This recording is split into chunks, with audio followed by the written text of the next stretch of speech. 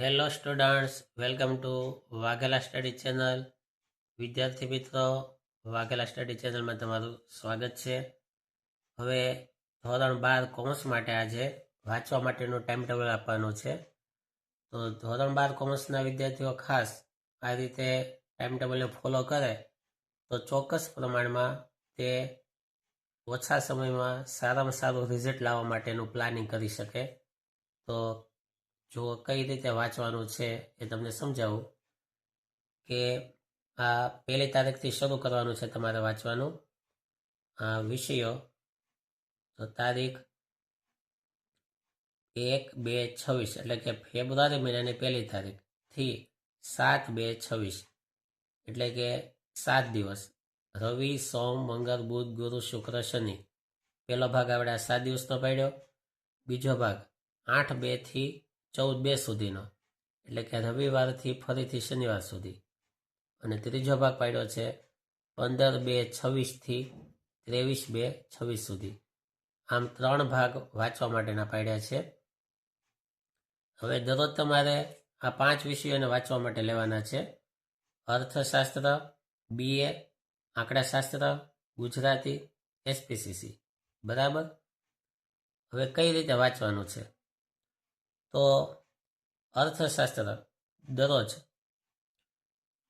જો 1 થી 3 પાઠ, અર્થશાસ્ત્રના ઇકોનોમિક્સના 1 થી 3 પાઠનું બધું વાંચવાનું. બધું એટલે 1 થી 3 પાઠમાં A વિભાગમાં જે કાંઈ આવતું હોય, B વિભાગમાં જે આવતું હોય અગત્યનું, C વિભાગમાં, D વિભાગમાં ને E વિભાગમાં જે કંઈ આવતું હોય 1 થી 3 પાઠનું તે તમારે કમ્પ્લીટ આ 7 દિવસમાં કરી નાખવાનું.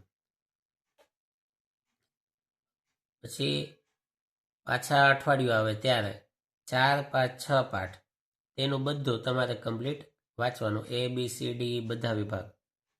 અને ત્યારબાદ છેલ્લા 9 દિવસ 7 થી 11 પાઠનું બધું વાંચી લેવાનું. 7 થી 11 પાઠમાં આવતો A વિભાગ, B વિભાગ, C વિભાગ, D વિભાગ ને E વિભાગ. હવે અથવા શું લખેલું છે એ સમજાવું કે આ ટાઈમ ટેબલ પહેલું જે લખ્યું એ પાઠ પ્રમાણે વાંચવાનું લખ્યું છે કે પહેલાં 3 પાઠ વાંચી લઈએ, પછી 4 થી 6 પાઠ વાંચી લઈએ, 7 થી 11 પાઠ, એટલે આપણા 23 તારીખ સુધીમાં બધા પાઠનું ઝડપથી રિવિઝન થાય. હવે ઘણા વિદ્યાર્થીઓને આમ ન કરવું હોય અને પેપર સ્ટાઇલ પ્રમાણે વાંચવું હોય તો અથવાનું ટાઈમ ટેબલને ફોલો કરો. જેમ કે શરૂઆતના જે અઠવાડિયું છે, પહેલું અઠવાડિયું, તેમાં તમારે વિભાગ A અને Bમાં આવતા બધા પાઠના પ્રશ્નો વાંચી લેવાના. મતલબ કે 11-11 પાઠના MCQ વાંચી લ્યો અને 11-11 પાઠના એક વાક્યના સવાલ વાંચી લો એટલે વિભાગ A અને B કમ્પ્લીટ પૂરો થાય. અને એમાં પણ તમારે ખાસ પાઠ્યપુસ્તકમાં જે આવતું હોય એ વધારે ધ્યાનમાં લેવાનું. આવી રીતે અથવા અહીંયા છે વિભાગ C ના 1 થી 11 પાઠમાં વિભાગ C ના 2 માર્કના પ્રશ્નો વાંચી લે. અને છેલ્લા 9 દિવસના વિભાગમાં વિભાગ D અને E ના બધા પાઠના IMP પ્રશ્નો વાંચવાના. અને આ IMP પ્રશ્નો ક્યાં ક્યાં છે એ તમને આ વાઘેલા સ્ટડી ચેનલમાં તે કહેવામાં આવશે. તો ત્યારે ખાસ IMP પ્રશ્નો વાંચવા, કેમ કે બધું વાંચવા જશો તો પૂરું નહીં પડે.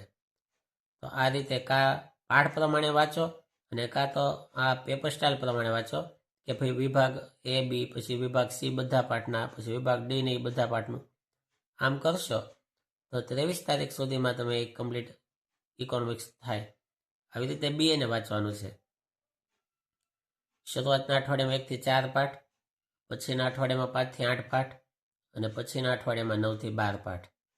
અને એમ ફોલો ન કરવું હોય, ટાઈમ ટેબલ પ્રમાણે ચાલુ હોય, પેપર સ્ટાઇલ પ્રમાણે, તો આ રીતે વિભાગ A, B બધા પાઠના વાંચી લો અઠવાડિયામાં, વિભાગ C વાંચી લો, વિભાગ D, E છેલ્લે વાંચો. એવી રીતે આંકડાશાસ્ત્રનું પ્લાનિંગ બહુ વ્યવસ્થિત કરવું પડશે. જો કઈ રીતે કે પાર્ટ 1માં ચેપ્ટર 1 અને 2 બંને ચેપ્ટરના દાખલા, થિયરી બધું કરી નાખવાનું પહેલા વીકમાં.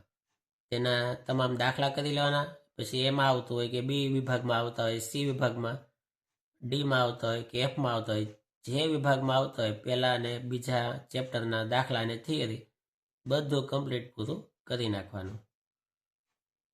અને બધું ન થઈ શકે તો તમારે ખાસ આઈએમપી અગત્યનું હોય તે કરવાનું. શું આઈએમપી છે એ આગલા સ્ટડી ચેનલમાં કહેવામાં આવશે.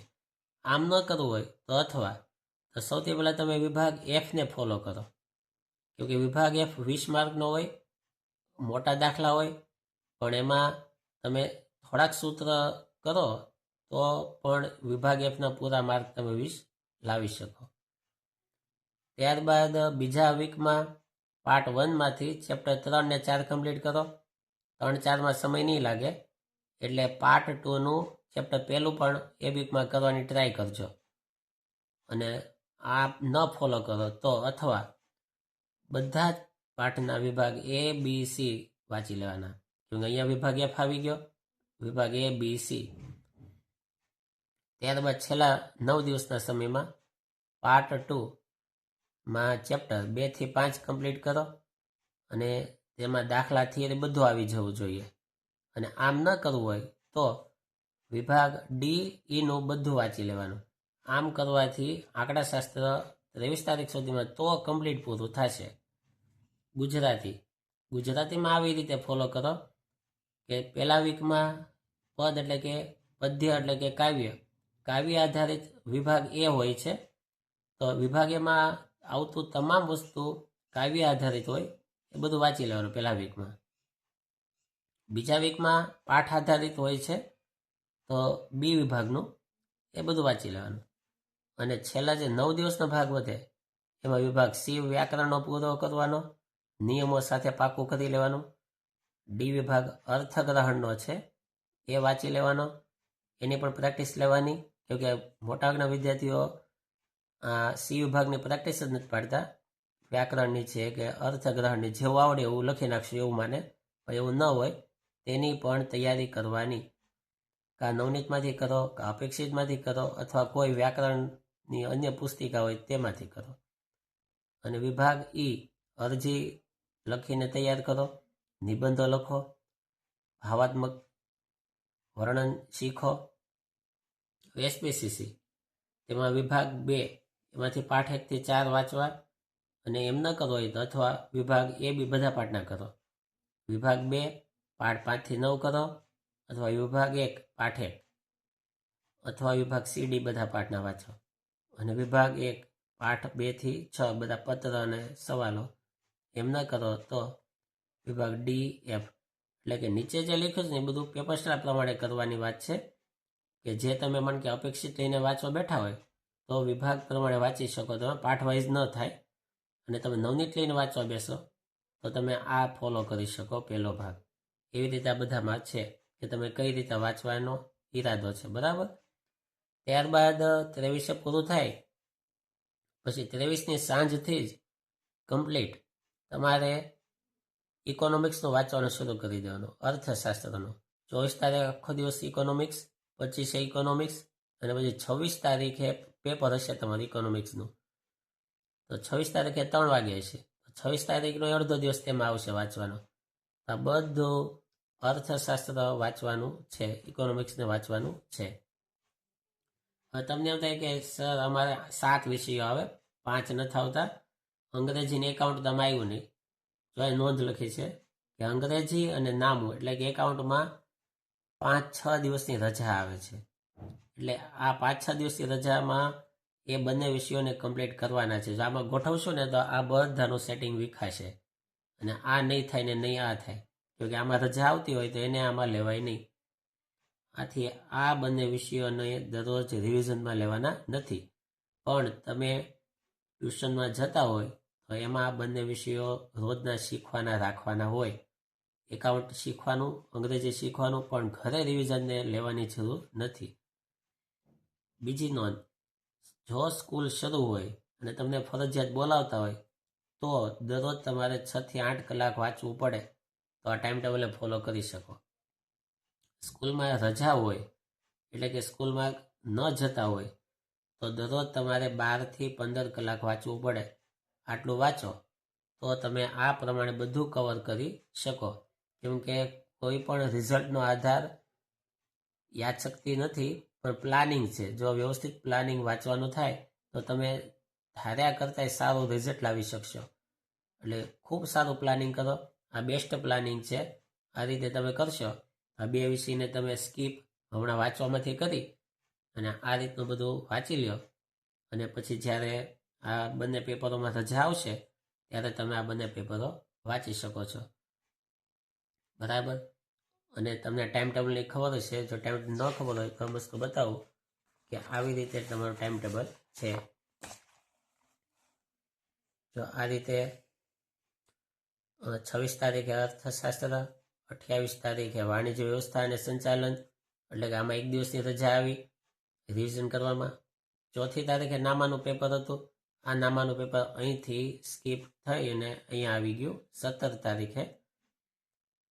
ત્યારબાદ 7 તારીખે અંગ્રેજીનું પેપર. તો તમે વિચાર કરો, છેલ્લા 28 તમે પેપર આપો પછી સીધું આવે છે 7 તારીખે. લગભગ 6 દિવસની રજા આવી ગઈ અંગ્રેજીમાં. તો પછી એને શરૂઆતમાં વાંચવામાં રિવિઝનમાં લેવાનું નથી. પછી 9 તારીખે આંકડા, 10 તારીખે ગુજરાતી, 12 તારીખે એસપીસીસી, પછી એકાઉન્ટ સીધું 17 તારીખે જાય છે. એમાં પણ 4-5 દિવસની રજા આવી ગઈ એટલે એને પણ રિવિઝનમાં લેતા નથી. તો આ રીતે તમારું ટાઈમ ટેબલ છે. બરાબર. તો આ રીતે ખાસ વાંચવા માટે આ ટાઈમ ટેબલ ફોલો કરજો, જેથી કરીને તમે સારામાં સારું રિઝલ્ટ લાવી શકશો. અને દરેક વિષયોની આ MP વાઘલા સ્ટડી ચેનલમાં આપવામાં આવશે. તો એ પ્રમાણે તમે તૈયારી કરવાની રાખજો, જેથી તમે આરામથી 90% વધારે લાવી શકશો. 95% કરતાંય વધારે તમે લાવી શકશો. Thank you very much.